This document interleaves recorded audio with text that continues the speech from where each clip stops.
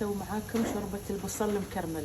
بداية أقصص البصل شرايح كذي وأخليه على الشولة، وكل شوي أبخ ماي عشان يطلع لي اللون اللي يكرمل لي البصل.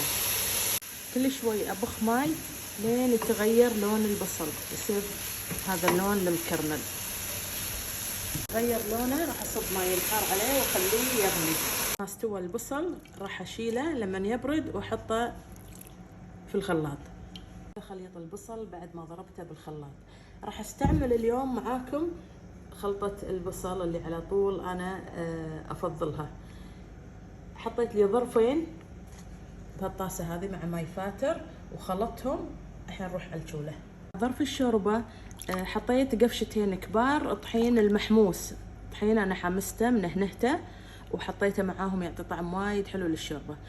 الجدر حطيت الزبدة أسيحها، وصوت الزبدة تشك تشك كذي ننزل البصل اللي طبخناه وضربناه بالخلاط. شوفوا لونه لما كرملناه. ننزل عليهم ظرف الشوربة، شوربة البصل، نحطهم بالماء ونصبهم. نحط فلفل الأسود، نحط عليها الكريمة، كريمة الطبخ من ألذ الشوربات.